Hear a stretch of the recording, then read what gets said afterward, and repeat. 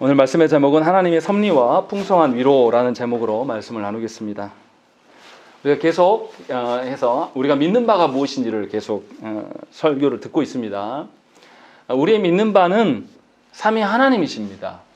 우리가 바라고 소망하는 것이 아니라 삼위 하나님이 우리의 믿는 바의 모든 토대예요. 그래서 공교회에서는 이 삼위 하나님에 대한 바른 고백을 늘 고백해 왔습니다. 그것이 사도신경이고, 이 사도신경이 있는 교회들, 이것을 우리가 다 온전한 공교회라고 지칭을 합니다. 그래서 사도신경에는 성부 하나님과 우리의 창조하심, 또 성자 하나님과 우리의 구속하심, 또 성령 하나님과 우리의 성화에 대해서 계속 고백을 하고 있습니다. 그래서 우리가 지난주에 성부 하나님과 창조하심에 대해서 배웠고, 오늘까지 그 말씀을 나눌 텐데요. 우리가 하나님의 그 창조하심을 어떻게 이해할 것인가가 굉장히 중요합니다. 왜냐하면 하나님이 창조하시고 우리에게 부여하신 인생의 삶이 하나님의 창조의 관점에서 바라볼 때에 하나님의 그 보호하시고 다스리시는 그 섭리와 연계되어질 수가 있기 때문에, 분명히 우리는 우리가 존재하는 이 시공간, 또 우리가 알지 못하는 시공간까지도 다 하나님의 창조 가운데 있고 하나님의 다스림 가운데 있다라는 것을 아는 것이 굉장히 중요합니다. 그래야 할 때에 우리가 보여지는, 우리가 이곳에 있는 이 시공간뿐만 아니라 저 멀리 있는 보이지 않는 시공간까지 하나님의 주권하에 있음을 고백할 수가 있는 것이죠. 쉽게 말하면 지금 우크라이나에서의 전쟁이 우리랑 관련 없지 않아요. 관련이 있습니다. 우크라이나의 전쟁이 있음으로 말미암아서 경제적인 부분에서 1차적으로 우리한테 영향을 주고 있고, 또 그러한 전쟁들의 동향에 따라서 우리가 어떤 포지션을 취할 것인가에 대한 고민을 하고 있는데요. 그러한 고민들, 우리의 손에 의해서 어떻게 달라질 것이다 라고 하는 이런 고민이 아니라 하나님의 다스리심 가운데 있는 것에 그 연장선으로 보게 되면 전쟁의 그 뉘앙스도 달라질 수가 있다는 것입니다. 정리하면 하나님께서는 피조세계를 창조하시고 피조세계를 보존하고 지키심으로 섭리해 가십니다. 이 섭리하심을 다스리심이라고 하죠. 하나님의 손길이 이처럼 모든 창조 세계에 영향을 미칩니다. 여기서 모든 창조 세계라는 것은 보이는 이 세계만이 아니라 보이지 않는 영적인 세계까지 다 포괄한 이 세계를 말하는 것입니다. 그래서 하나님께서 이 창조 세계를 만들어 놓으시고 이 피조된 세계를 누구한테 맡겼습니까? 인류에게, 아담에게 맡기셨어요. 그러면 아담은 위임받은 하나님의 창조의 원리대로 하나님의 다스림의 연장으로 그것을 감당해 나가는 거예요. 우리가 원하는 우리의 새로운 질서를 만드는 것이 아니라 하나님께서 명령하신 것에 대한 연장으로 뭔가를 계속 통치가 있어야 된다는 것이죠. 그래서 어떻습니까? 옛날 우리 왕들, 임금들, 조선 왕조로 생각을 해보십시오. 조선 왕조가에서 새로운 왕이 돼도 바꿀 수 없는 것들이 있었어요. 나라의 근간이라든지 뭐 성리학을 존중한다든지 이런 것들은 아무리 뛰어난 왕이 되어도 바꾸지 않습니다. 계속 존중해줘요. 그래서 왕이 되기 위해서 뭐 합니까? 아주 어렸을 때부터 열심히 학문에 집중해요. 그리고 이 조선 왕조가 세워왔던 그 근간이 무엇인지를 알고, 그래서 선조 때부터 지켜왔던 것들을 연장해서 그 다스림으로 바라보는 겁니다. 그러니까 왕이라고 해서 모든 것을 마음대로 하는 게 아니라 분명하게 윗대로부터 전해져 오는 것을 존속하면서 다스리면서 있는 거죠. 마찬가지로 하나님께서 우리에게 부여하신 인생들, 특히 우리를 성도되게 하심을 바라볼 때에 우리의 성도됨은 하나님의 다스림의 연장선에 서 있어야 되는 것이죠. 다시 말하면 여러분들에게 주어진 배우자와 자녀들을 이렇게 바라볼 때에 그들을 대하는 목적이 여러분들의 만족이 되어서는 곤란하다는 것입니다. 그게 아니고 하나님께서 이 다스리시는, 하나님이 창조하시고 보존하고 보호하시는 그 방편으로서 우리가 다스려 갈 때에 하나님의 다스림과 나의 다스림이 충돌되지 않고 계속 같이 존속할 수가 있는 것이다 라는 것을 이야기를 했습니다. 심지어 무엇까지도 우리가 하나님의 다스림의 연장선으로 봐야 되냐면, 우리가 겪고 있는 고난과 역경, 악한 일들까지도 다 하나님의 다스리심에 의해서 하나님의 의도하신 바대로 구원 계획에 합당한 방편으로 위치되어질 수밖에 없다라는 것을 우리가 믿을 때에, 우리가 고난과 역경과 실패에서 낭망하지 않고 여전히 내가 실패해도 하나님의 다스리심은 존속되어지는 것임을 알고, 거기에서 하나님의 다스림에 순응할 수 있는 그런 상황 가운데 놓일 수 있다라는 것입니다. 마치 전쟁으로 비유하면 막 전쟁이 일어나면 383 도선에 있는 군인들은 총알바지로 죽습니다. 시간 끌어주는 거예요. 그리고 전투병력은 그 뒤에서 시간을 끌어준 만큼 부대를 규합하고 전쟁 준비하면서 이제 나아가는 거죠. 그러니까 383의 GOP 근무자들은 100% 죽어요. 그러면 자기의 죽음이 전쟁의 실패는 아니거든요. 자기한테는 죽음일 수 있으나 전체 전쟁으로 봤을 때는 자기가 오래 죽어짐으로 말미암아서 전쟁이 승리로 가는 그런 도상에 설 수 있는 것이거든요. 그래서 자기 역할을 해야 돼요. 거기서 안 하고 이탈하면 사형입니다. 그 사람이 도망쳐도 나중에 잡혀서 사형시키는 거죠. 그런 것처럼 하나님께서 주신 우리의 모든 것들이 하나님의 구원 계획에 맞춰서 모든 것들이 존재한다라는 것이 하나님의 창조에 대한 우리의 입장이에요. 그래서 우리는 어떻습니까? 나를 미워하고 나를 괴롭게 하는 사람도 어떤 관점으로 봐야 되냐면 나와 그 사람의 1대1 관계가 아니라 하나님이 다스리시는 관점으로 그 사람을 바라볼 수가 있어야 돼요. 그래서 그 사람이 나에게 위를 가해도 우리 안에 존속되어야 될 것은 하나님의 다스림이 존속될 수 있도록 우리가 힘써야 된다는 것입니다. 그래서 이것을 달리 말하면 삼위 하나님께서 우리에게 은혜 베푸시는 이 은혜는 우리가 보고 경험하고 있는 우리의 현장과 모순되지 않는다라는 것이에요. 근데 우리는 어떻게 생각하냐면 내 뜻대로 되어지지 않고 내 만족대로 되어지지 않으면 하나님께 따지죠. 하나님 이거 어떻게 된 겁니까? 이렇게 따지는 이유는 뭡니까? 하나님 베푸시는 은혜와 내 현장이 모순된다라고 생각하기 때문에 따지는 거죠. 그러나 이것은 우리의 어리석음 때문에 그렇게 우리가 판단한 것뿐이지 실상은 하나님께서 벌어주고 있는 우리의 가정의 형편들, 또 우리 교회의 상황들, 또 이 나라의 그 어떠함들도 사실은 하나님의 은혜와 절대 모순되지 않고 있다는 것입니다. 다만 우리가 어리석어서 모순되게 보고 있다는 것이죠. 그래서 택한 자들이 가장 중요한 것은 뭐냐면 하나님의 다스리시는 그 목적, 하나님이 다스리시는 뜻을 아는 것을 굉장히 중요해요. 그래서 지난주에도 말씀드렸지만 우리가 바라봐야 될 것들은 모든 피조 세계가 누구의 시선으로 봐야 되냐면 하나님의 시선으로 통합되어질 때에 그 피조 세계의 온전함을 발견할 수가 있는 것입니다. 그것이 창조에 대한 우리의 입장이에요. 그러면 이제 우리가 오늘 나눌 이야기들은 뭐냐면 하나님이 창조하신 것들을 이야기했고 섭리에 대한 부분, 하나님의 다스리심에 대한 것을 이야기할 텐데 이 섭리하고 다스리시는 것이 그냥 아무런 계획 없이 되어지는 것이 아니에요. 다 하나님의 계획하신 바대로 되어지는 것이죠. 이것을 달리 말하면 하나님의 뜻대로 하나님의 의지대로 되어져 간다. 이것을 뭐라 하냐면 하나님의 작정이라고 이야기합니다. 그러니까 하나님의 작정은 하나님께서 정하신 때에 존재하거나 또는 소멸케 하심으로 말미암아서 하나님의 결정하신 바대로 되어져 가는 것이에요. 그래서 우리가 하나님의 뜻, 하나님의 목적, 이것을 다른 말로 하나님의 작정이라고 이야기합니다.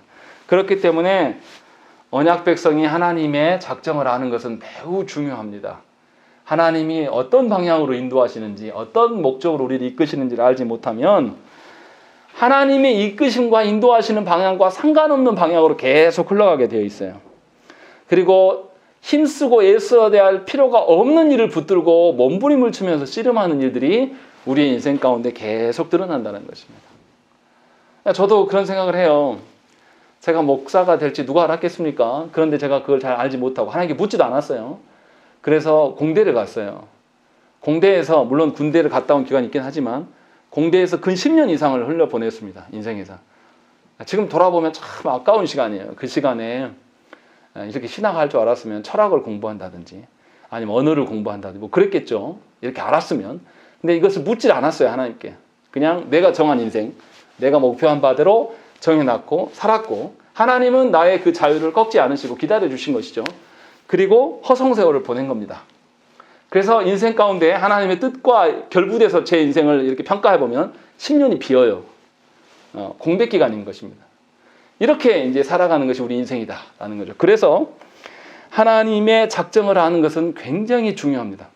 인생 전체의 방향성을 결정할 수가 있는 것이고 인생이 나아가는 것을 정리해 준다는 것입니다. 그래서 이 하나님의 작정이 어렵게 느껴질 수 있으나 모든 신자에게 가르치고 특히 어린 자녀들에게 바르게 깨닫게 하는 것이 너무 중요합니다.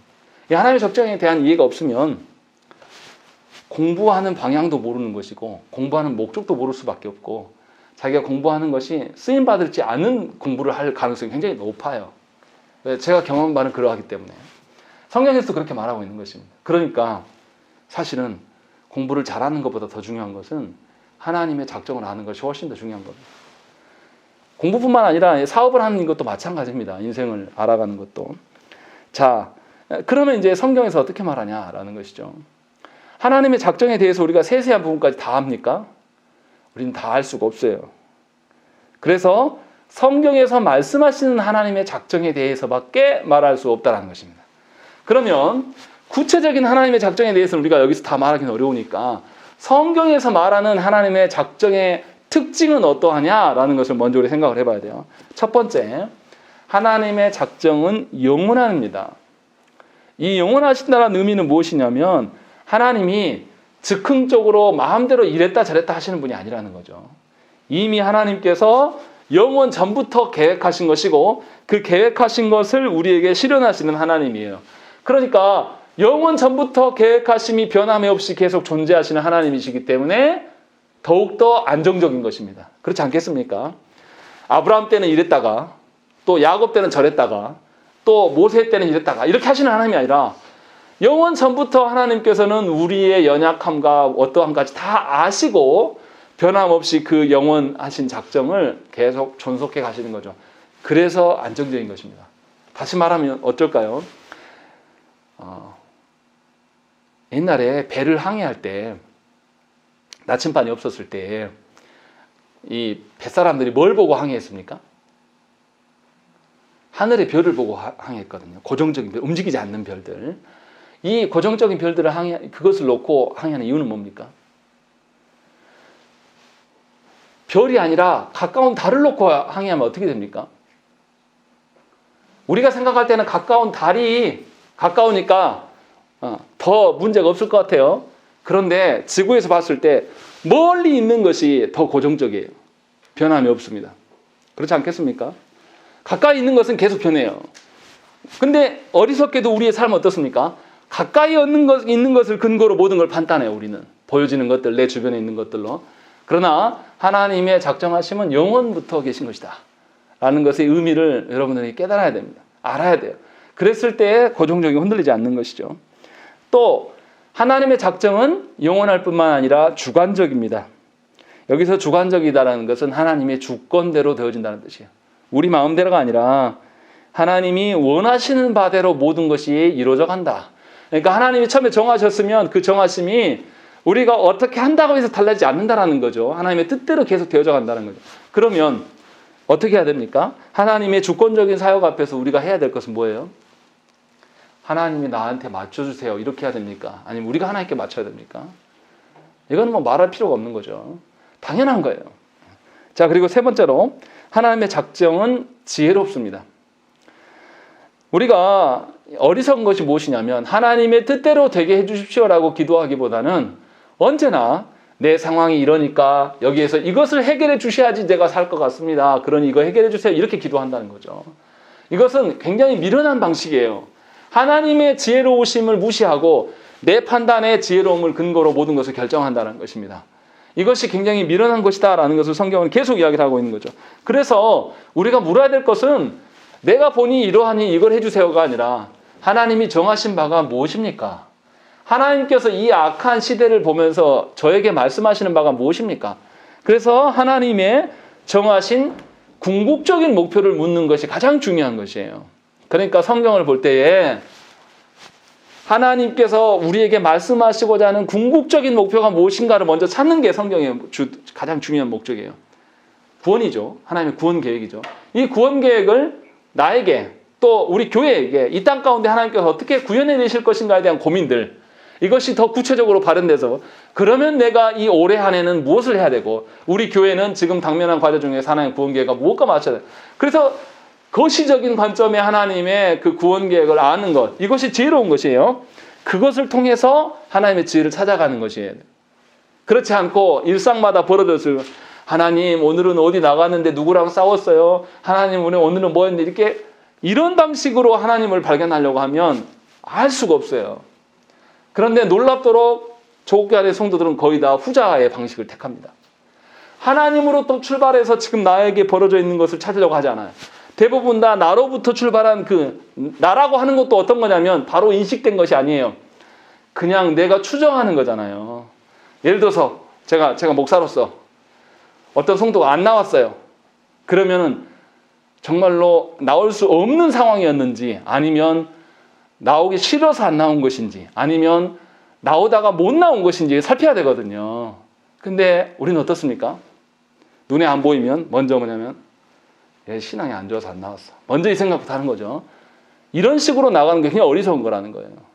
하나님의 그 궁극적인 목적 앞에서 그 사람이 그 궁극적인 목표에 대해서 거절하는 방식으로 지금 안 나온 것인지 못 나온 것인지 이런 것도 살피면서 하나님의 선하신 대로 이제 인도해야 될 필요가 있다는 거죠. 이것이 하나님의 지혜다. 작정이 가장 지혜로운 것이다 라는 것이고, 네 번째로 하나님의 작정은 굉장히 효과적이에요. 이 말을 뒤엎어서 다시 이야기하면 하나님의 작정하신 일들은 효력이 있다는 것입니다. 효력이 있단 말이 무엇입니까? 반드시 그렇게 된다는 거예요. 다른 어떠한 것보다. 우리는 세상 사람들을 바라보면서 효력을 이야기합니다. 아, 이번 대통령이 누가 되면 그 사람이 능력 있고 뭐 있으니까 될 것 같아. 그 사람이 되면 우리나라가 좋아질 것 같아 라고 생각을 합니다. 그런데 놀랍게도 하나님의 구원 계획의 옆에서는 우리는 효력이 있다고 보지를 않아요. 그래서 관심이 없습니다. 그러나 미안하지만 하나님의 구원 계획하신 대로 하나님은 이루어 가실 것이고, 그것에 우리가 하나님의 구원 계획에 같이 동참하지 않는 경우에 반드시 배제하시는 하나님이에요. 왜냐하면 하나님의 작정이라는 것은 그대로 실현되기 때문에. 그래서 하나님의 능력을 찾으려면 어디에서 찾아야 되겠습니까? 하나님의 작정 안에서 찾아야 되는 것이에요. 하나님의 작정이 무엇인지도 모르면서 하나님의 능력을 달라고 요청하는 것은 하나님을 대적하는 것일 수도 있고 하나님과 무관한 것일 수 있다는 것입니다. 그리고 마지막에 하나님의 작정은 포괄적이에요. 이 포괄적이라는 의미는 무엇입니까? 하나님이 창조하신 모든 세계를 다 포괄하여서 하나님의 뜻대로 이루어가시는 거예요.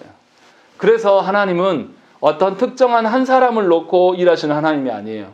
하나님 전체를 다 보시고 거시적으로 일하시는 하나님이에요. 근데 우리는 어떻게 기도합니까? 하나님께 기도할 때 전체적인 것들을 조망하면서 기도하는 분들 별로 못 봤어요. 전부 다 개인적이고 자기 주관적인 기도들로 많이 기도하는 경우가 많아요. 그래서 어떻게 합니까?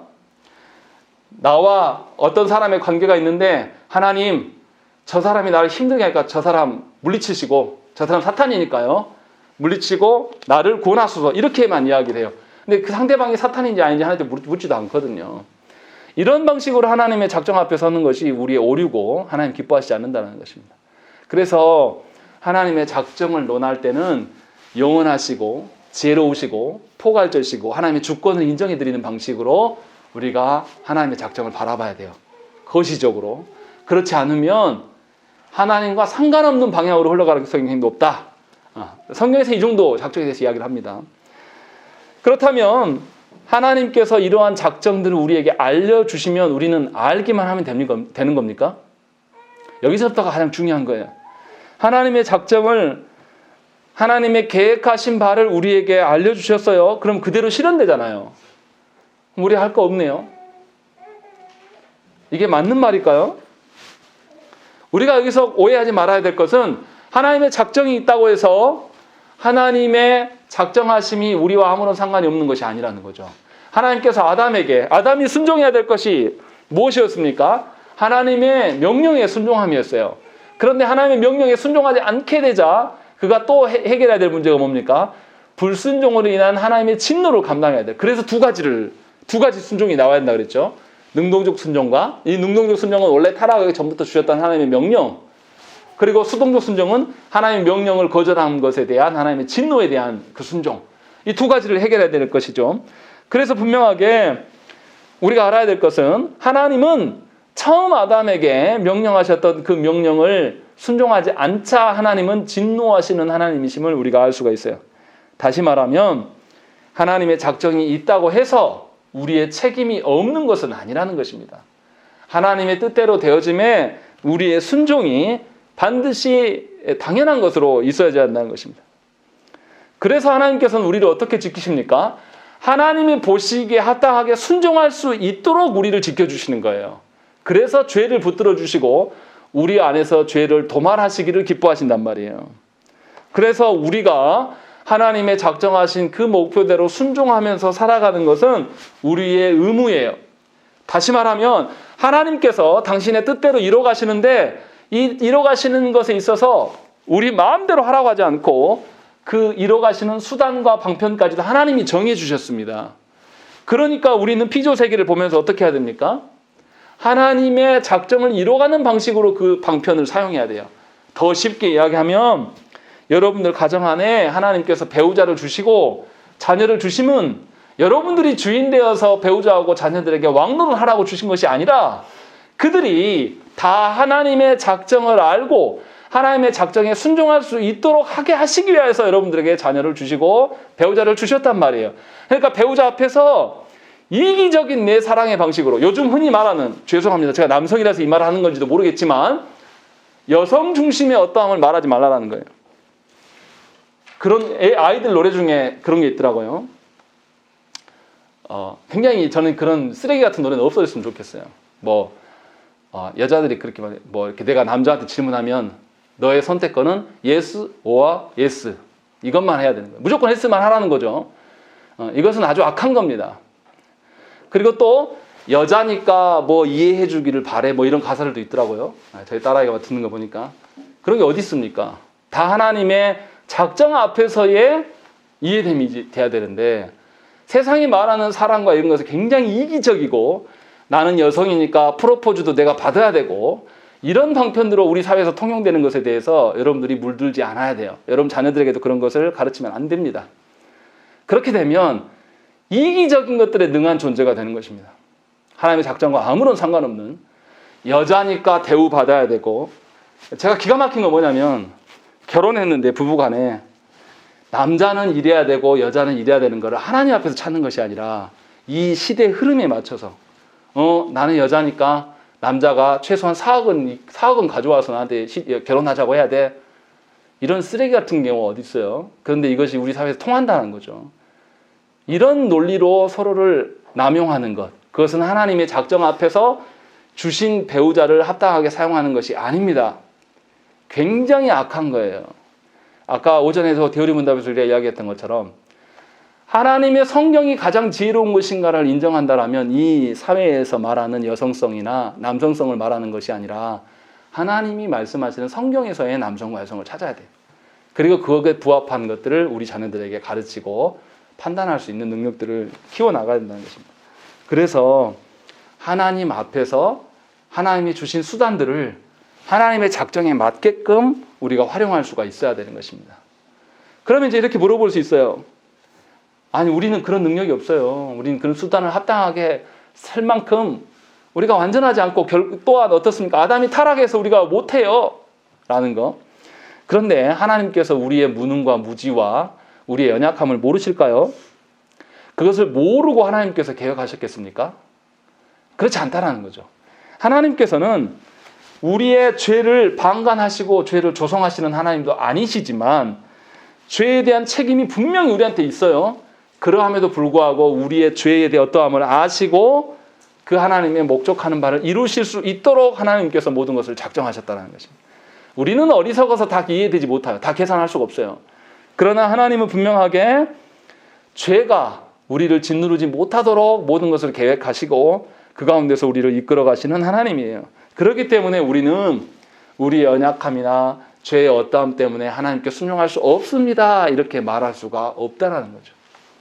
하나님이 친히 이 일들을 도우시겠다라고 말씀하신 것이죠. 그러니까 우리가 오해하지 말아야 될 것은 하나님은 죄를 방관하시는 분도 아니시며 죄를 조성하시는 분도 아니세요. 다시 말하면 아까 처음 전제했던 것처럼 하나님이 작정하셨기 때문에 우리의 책임이 없냐? 아니요. 우리의 책임이 있고 또 그 죄에 대해서 하나님이 간과하지 않으시고 그 죄의 문제도 극복하실 수 있도록 중보자 예수 그리스도를 보내심으로 말미암아 우리에게 길을 열어주셨다는 것입니다. 그래서 그 하나님의 작정하심의 어떠함을 봐야 된다는 거죠. 더 중요한 것은 뭐냐면 하나님께서 창조하셨잖아요. 창조하시고 마지막 날 뭐 하셨습니까? 안식하셨어요. 이것은 뭐냐면 창조를 끝내고 멈췄다라는 의미가 아닙니다. 이거 오해하시면 안 돼요. 하나님의 창조가 계속 존속될 수 있는 근거를 마지막 날에 안식하심으로 알려주셨어요. 다시 말하면 하나님의 안식함으로 말미암아 피조세계가 하나님이 정하신 목적대로 기동할 수 있도록 하나님께서 마지막에 확인해 주시는 날이 안식이 돼요. 이것을 오해해서 하나님의 창조가 끝났고 이제 하나님이 자동적으로 돌아가게 하셨으니 이제 하나님은 피조세계에 관여하지 않는다. 이것이 뭐냐면 이신론이 이신론. 이렇게 믿는 분들이 있어요. 과학을 하는 분들은 이렇게 믿습니다. 그래서 과학의 시스템을 배워가는 것, 알아가는 것이 우리의 목적이라고 그들은 말해요. 그러나 하나님이 일곱째 날 안식하신 것은 하나님의 목적하던 바대로 모든 것이 기동해야 된다. 하나님의 안식 안에서 모든 것이 자기의 기능을 하게 된다는 것을 우리에게 알려준 것이죠.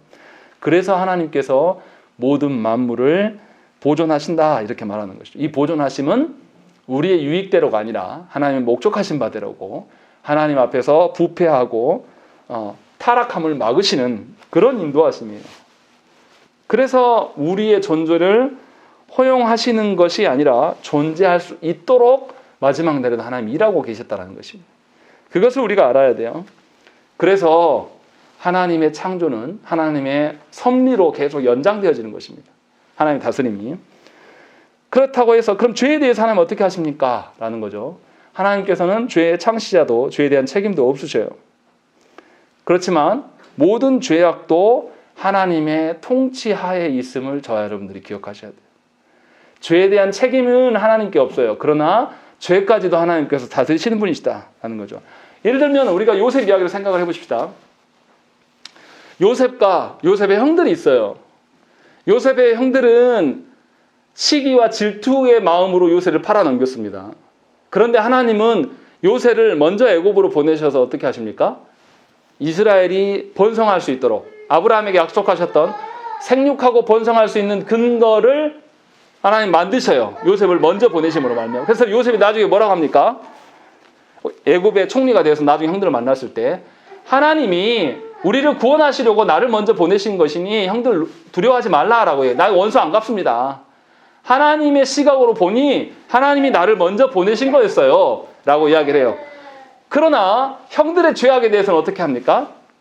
그냥 넘어가지 않고 요셉이 이 형들이 어려운 지경에 베냐민으로 인하여서 어려운 지경에 경험하면서 이들이 회개할 수 있는 기회를 만들어줘요.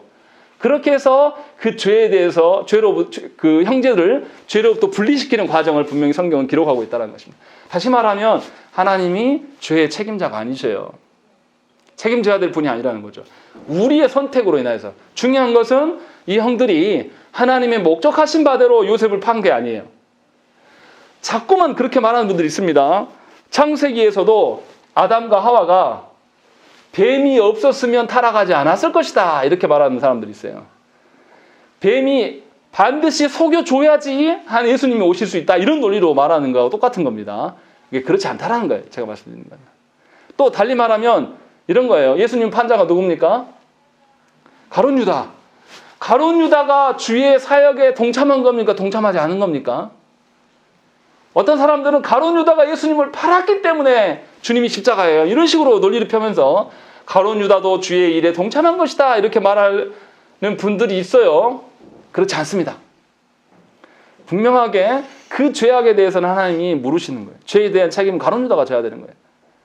그렇게 했다고 해서 가룟 유다가 주님이 팔림으로 말미암아서 십자가에 가는 길을 열은 것이 아니에요. 그것에 대한 오해가 저와 여러분들에게 없어야 된다는 것입니다. 그래서 분명하게 하나님이 우리를 다스리신다, 만물을 다스리신다, 통치하신다라는 개념에 우리의 책임이 있습니까? 없습니까? 있다라는 거죠. 이것을 간과하시면 안 돼요. 그냥 우리는 할 거 없으니까 방종하면서 내 마음대로 사는 것이 신자의 삶이 아니라는 것입니다. 마찬가지예요. 우리가 적용하면 이런 거예요. 아, 우리 교회 일은 목사님이 기도하고 알아서 하니까 우리는 할 거 없어. 그냥 마음대로 살아. 나는 내 할 일 열심히 하면 되지. 제가 실제로 들었던 이야기예요. 저 부목사 때 목사님은 애기들을 마음 잡아주고 공부 잘하게 하는 게 목적이지 뭐 하는 거냐고, 왜 애들 고민하게 만드냐고, 왜 말씀 가지고 사람 헷갈리게 하냐고. 제가 직접 들었던 이야기입니다. 그런 식으로 하나님을 바라보는 사람이 어떻게 하나님의 뜻과 연계되어서 할 수 있겠습니까? 이건 방종하는 거예요. 하나님의 다스리심과 우리의 삶이 따로라고 생각을 하는 거예요. 그러니까 많은 성도들이 교회됨에 대한 고민을 하지 않아요. 교회가 왜 있고 교회의 존속함이 하나님이 우리 교회를 향한 뜻이 무엇인가, 그리고 내가 그 뜻에 복종하며 순종하며 애쓰며 사는 것이 아니라 그냥 교회 일은 목회자가 알아서 하는 거, 나는 그냥 내 할 도리 하는 거, 이런 식으로 살 수밖에 없는 것입니다. 왜냐하면 하나님의 다스리심과 나의 책임을 결부시키지 않기 때문에 따로따로 이렇게 놔두는 겁니다. 이것은 하나님의 작정에 부합해서 사는 성도가 아니에요. 분명히 이 부분을 알아야 되는 것이죠. 그래서 하나님의 그 주권적인 다스리심에 대한 오해가 없어야 되고, 또 하나 큰 오해가 있습니다. 하나님이 다스리시면 우리의 자유가 침해받는다라고 생각하는 이들이 교회 안에 참 많습니다. 하나님이 다스려 가실 때에 우리의 주권을 침해하십니까? 침해하지 않으십니까? 우리의 자유의지를 하나님 꺾으십니까? 아니에요. 우리가 범죄할지라도 하나님은 우리에게 자유의지를 존중해 주시는 거예요. 그래서 하나님의 다스리심과 피조물 각각의 독립성은 절대 충돌하지 않아요. 왜 충돌하지 않냐면 하나님이 그만큼 크고 놀라우시고 능력의 부족함이 없으신 분이기 때문에 전혀 상관없는 것입니다. 우리가 지난주에 보았던 로마서 말씀이 바로 그것을 이야기하는 것입니다. 모든 것이 합력하여 선을 이룬다라는 것. 심지어 하이델베르그에서 뭐라고 합니까? 모든 악한 것들이랄지라도 합력하여 선을 이룬다라고 말하는 것은 하나님은 악을 들어서도 선용하실 수 있는 하나님이시다라는 것이에요. 그래서 잠언 16장 1절 말씀에 뭐라고 되어 있냐면 마음의 경영은 사람에게 있어도 말의 응답은 여호와께로부터 나오느니라 라고 되어 있는 것입니다. 사람이 아무리 계획하고 뭐 해도 그 결과에 대한 응답은 하나님이 하신다. 그러면서 이 사람이 계획하고 이 사람이 범죄하는 것에 대해서 하나님이 전혀 자유주의를 다 허락해 주시지만 하나님의 다스리심이 그 자유주의와 결부되지 않을 수 있다라는 것을 우리가 이야기를 하고 있는 겁니다. 그렇기 때문에 저와 여러분들이 오해하지 말아야 될 것은 하나님의 다스리심 앞에서 강압적인 태도를 취할 필요가 없어요. 하나님 그렇게 안 하신단 말이죠. 다시 말하면 우리 자녀들에게 자녀들의 변화됨의 그 원천은 하나님이시지 여러분들이 아니에요. 착각하시지 말라. 늘 말씀드리지만 자녀들에 대해 뭐 못해져서 눈물바람 하지 마세요. 그거는 하나님이 기뻐하실 일이 전혀 아닙니다. 우리가 못해줘도 누가 키웁니까? 하나님이 키우시는 거예요. 오늘 불렀던 아까 불렀던 예배 전에 설교 전에 불렀던 찬양 다 마태복음 6장 말씀 이야기를 하고 있는 거잖아요. 들에 나는 하늘에 나는 새를 봐라. 들에 있는 백합화를 봐라. 누가 하나도 돌보지 않아도 다 크지 않냐. 하나님이 이렇게 다 다스리시는데 왜 염려하냐. 염려할 것이 뭐냐 라고 계속 이야기를 하는 거잖아요. 이 하나님의 다스리심에 대해서 이해 있는 사람은 세상의 아주 소소한 영역에서 누구를 발견합니까? 하나님의 다스리심을 보는 거예요. 봄이 되었잖아요. 제가 코로나 격리돼서 예배당에 있을 때 정말 추웠어요. 예배당에 우풍도 심해서 정말 죽겠더라고요. 몸도 안 좋은데 춥기까지 하니까. 그때 정말 봄이 생각이 났습니다. 그런데 어느새 저도 아픔이 다 사라지고 봄이 왔어요. 벌써 하늘이 공기가 따뜻해지고 있는 거죠. 그러면서 야, 하나님이 또 주시는구나. 하나님께서 나에게 기회를 또 주시는구나. 좀 있으면은 이제 우리가 기대하게 되잖아요. 아, 좀 있으면 이 앞에 벚꽃이 또 피고 또 아름다움이 이렇게 우리 가운데 또 오겠구나. 이 모든 근거가 하나님께 있다라는 것을 우리가 발견해내야 되는 것입니다. 그래서 우리의 그 일상의 모든 아주 사소한 영역에서 하나님의 다스리심을 보는 자는 하나님으로부터 놀라운 위로를 받게 되어 있는 것입니다. 내 뜻과 내 계획은 무너져도 하나님의 계획과 뜻은 그대로 계속 지속되는 것을 보면서 내 마음을 어디에 둘까? 하나님의 다스리심과 하나님의 계획하심 가운데 내가 둘 때 나는 실패를 맛보지 않겠구나라는 것을 하나님 깨닫게 하신다는 것입니다. 이것을 달리 말하면 세상 만사에는 우연이 없습니다. 다 하나님의 계획하심 가운데 있는 거예요. 그래서 우리의 삶에 작은 것들을 발견하게 돼요. 하나님의 그 선하심을, 하나님의 작정하심 안에서 작은 것들을 보게 되면 거기에서 하나님의 다스리심을 발견할 수가 있는 것입니다. 그래서 전에 제가 말씀드렸잖아요.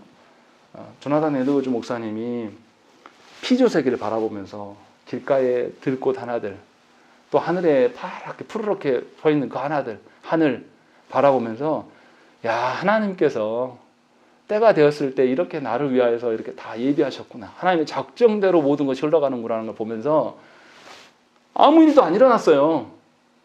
그냥 평범한 하루 중에 하루였단 말이에요, 그날도. 그런데 이 하나님의 다스리심, 하나님 작정을 아는 성도는 거기에서 하나님의 다스림을 보면서 감격이 차오르는 거예요. 아, 하나님께서 계획하신 바대로 오늘도 맑구나. 오늘도 이렇게 선선한 바람을 주시고, 이 코로나 지경에서도 하나님은 변함없이 우리에게 해를 주시고, 이러한 것들을 발견할 수가 있는 것이죠. 그런데 이것이 조나단 에드워즈 목사님만의 고백이 아니에요. 놀라운 것은 그 신학 공부를 했던 그 목사님만이 아니라 시골의 작은 할머니가 시아버지를 속이고 예배당으로 밤매다가 예배당에 늦지 않으려고 뛰어가면서 본 들판을 바라보면서 그때 똑같은 고백을 하더라는 거죠. 이것이 하나님의 작정 앞에서 사람이 누리는 풍성한 위로예요. 이것이 우리들에게는 없냐? 있다라는 거예요. 하나님께서는 여전히 동일한 방법으로 우리에게 하나님의 다스리심으로 말미암아 우리에게 직접적인 위로를 주시는 하나님이시라는 것입니다. 그러니 우리가 그 하나님의 위로를 받으려면 우리의 마음이 어디에 있어야 되겠습니까? 하나님의 뜻, 하나님의 작정하심 가운데 우리의 마음을 두는 거예요. 그 두는 것이 무엇이냐? 28문에서 말하는 것이 이렇게 두는 거다라고 말하는 겁니다. 28문에 보세요. 답을 읽겠습니다. 시작. 우리는 어떠한 역경에서도 인내하고 형통할 때에 감사하며 또한 장래일에 대해서도 우리의 신실하게 하나님 아버지를 우리에게 시하여 어떠한 필요들이라도 우리를 하나님의 사랑에서 끊을 수 없으리라 확신합니다. 모든 필요들이 완전히 하나님의 인간에 있으므로 그의 뜻을 벗어 일어나거나 되는 일은 하나도 없습니다. 예, 여기 보시면 하나님께서 다스리심에 대한 그 확증을 모든 피조세계에 아주 사소한 것에서 볼 수 있는데 거기에서 볼 수 있는 데까지 인내하고 감사해야 된다라고 되어 있습니다. 여기서 감사함이 무엇일까요? 내 뜻대로 되어졌기 때문에 감사함을 말하는 것이 아니에요. 하나님의 주권대로 되어져 가고 있다라는 것을 발견함에 대한 감사예요. 또한 여기에서도 인내는 무엇입니까? 어떠한 여경에서도 인내한다라는 것은 뭐냐면 그냥 견디기만 하면 된다는 뜻이 아니에요. 그 역경 속에서 우리는 뭐를 붙잡아야 됩니까? 하나님의 뜻, 하나님의 작정을 붙들고서 하나님이 다스리시는 방향과 함께 견디는 것, 이것이 인내라고 말하는 거죠. 그렇게 인내함으로 살아가는 자가 하나님께서 결코 어떠한 것도 하나님의 사랑에서 우리를 끊을 수가 없다라는 것을 경험할 수가 있게 된다라고 말하는 것입니다. 그래서 역경과 어려움 속에서 우리는 뭘 이야기하냐면 하나님 나라를 고백할 수가 있는 거예요. 그래서 돌아가신 오카노 목사님이 좋아했던 노래, 저는 한 번씩 들으면 은혜가 돼요. 설교하다가도 괴로운 자기의 일상을 바라보면서 하나님의 은혜를 고백하면서 사막에 샘이 넘쳐 흐를 이사의 말씀을 계속 고백하는 거예요. 본인이 혼자 좋아가지고 막 들떠서 찬양하는 그런 설교를 다시 들으면 다시 돌아보게 돼요. 아, 저 목사님이 정말로 자기가 큰 교회를 이루고 무엇인가를 이루어서가 아니어라. 하나님의 작정 속에서 자신이 있는 것을 발견하기 때문에 그것으로 하나님 나라를 아주 일상에서 바라보고 소망할 수 있음을 고백하고 있는 겁니다. 그것이 우리에게 주시는 하나님의 놀라운 풍성하신 위로라는 것입니다. 이것을 누리기 위하여서 우리는 하나님의 뜻대로 되어져 가는 것을 발견하는 감사가 있어야 되는 것이고, 하나님께서 뜻하신 바대로 인하여서 우리가 그 안에서 아직 성취되지 않은 하나님의 뜻을 바라보면서 인내할 수 있는 그 인내를 하나님께 구해야 된다는 것입니다. 그러할 때에 우리는 하나님의 온전하신 그 위로를 누리면서 살 수가 있는 것이죠. 그래서 우리가 과연 하나님의 섭리로 인하여서 풍성한 위로와 소망을 누리고 살아가는 자들인지를 살피셔야 됩니다. 이게 너무나 중요해요. 그냥 세상 사람들처럼 야, 봄이 왔으니까 꽃 구경 가자. 야, 계절이 바뀌니까 뭐 하자. 봄이 왔으니까 봄나무를 먹자. 이런 게 아니라 하나님의 다스리심 속에 이것이 또다시 우리에게 주어졌구나. 거기에서 하나님은 변함없이 우리를 계속 존속시키고 계신 하나님이구나. 이렇게 발견할 때에 하나님의 섭리 아니고서는 어떤 것도 이루어질 수 없음을 거기서 깨닫게 되는 것입니다.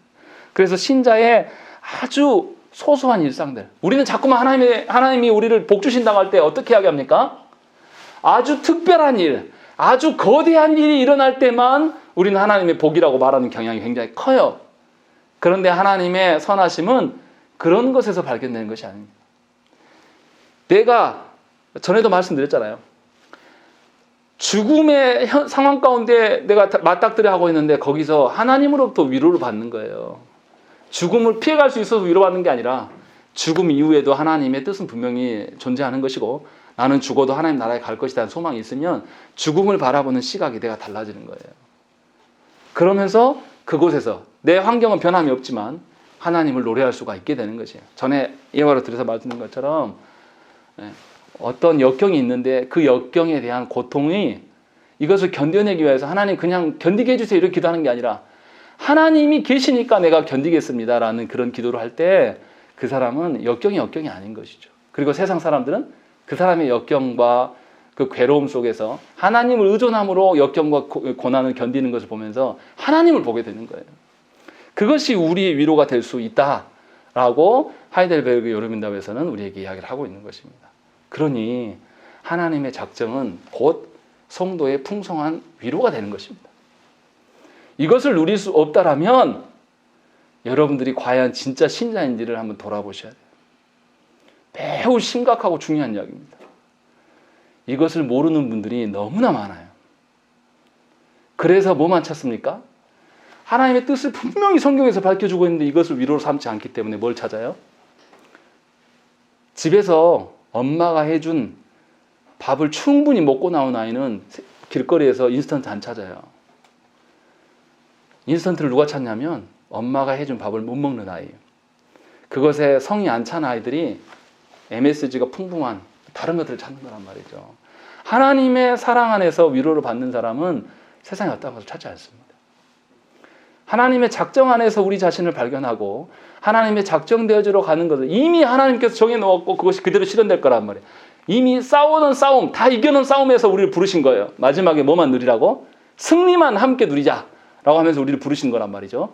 그런 자리를 우리의 인생으로 보게 되고 우리의 가정으로 보게 되면 우리는 거기서 힘들고 어려움이 아니라 하나님의 승리와 하나님의 위로하심을 볼 수가 있다는 것입니다.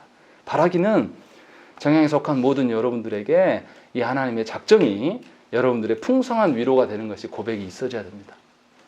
그러할 때에 신자다움이 드러나는 것입니다. 함께 기도하겠습니다.